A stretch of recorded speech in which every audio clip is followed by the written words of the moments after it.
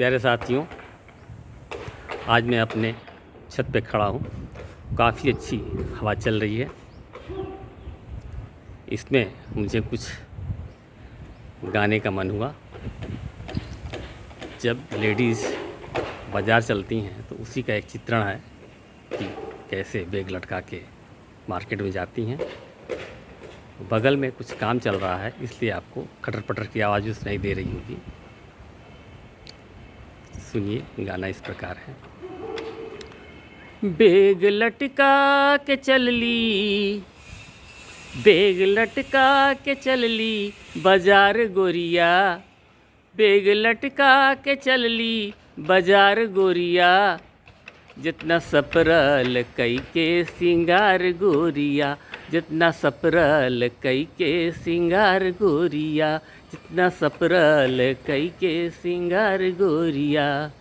Bag लटका के चल ली, बैग लटका के चल ली बाजार गोरिया, बैग लटका के चल ली बाजार गोरिया, जितना सपरल कई के सिंगार गोरिया, जितना सपरल कई के सिंगार गोरिया, जितना सपरल कई के सिंगार गोरिया।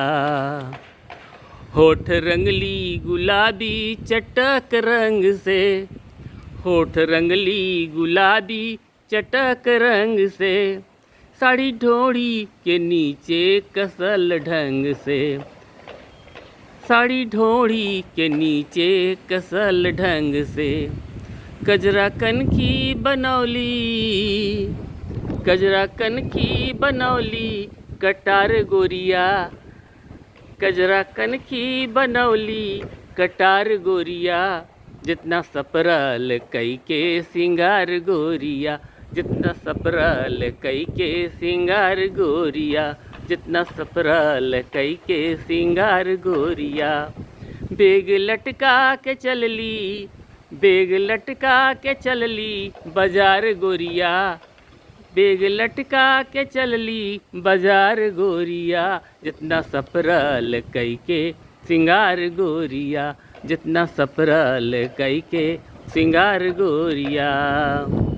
ऊंच एड़ी के सैंडल का हाल का कहीं, ऊंच एड़ी के सैंडल का हाल का कहीं, धरती मक से मथनी के चाल का कहीं, धरती मक से हथनी के चाल का कहीं, धरती मक से हथनी के चाल का कहीं।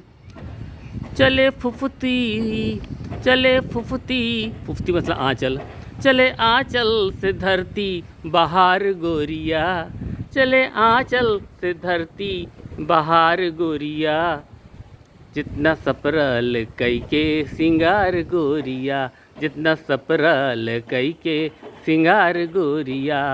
बैग लटका के चल ली बाजार गोरिया, बैग लटका के चल ली बाजार गोरिया, जितना सपरल कई के सिंगार गोरिया, जितना सपरल कई के सिंगार गोरिया, जितना सपरल कई के सिंगार गोरिया।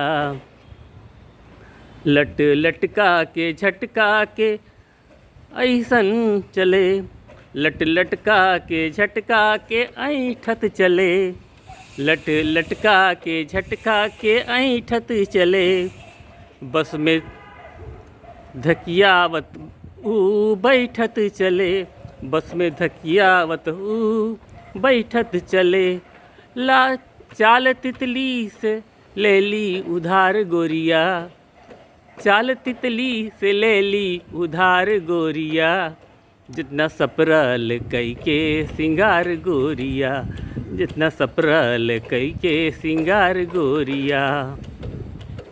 लट लटका के झटका के ऐठत चले, लट लटका के झटका के ऐठत चले, बस में धकियावत ऊ बैठत चले, बस में धकियावत ऊ बैठत चले, चाल तितली से ले ली उधार गोरिया, चाल तितली से ले ली उधार गोरिया, जितना सपरल कई के सिंगार गोरिया, जितना सपरल कई के सिंगार गोरिया, जितना सपरल कई के सिंगार गोरिया।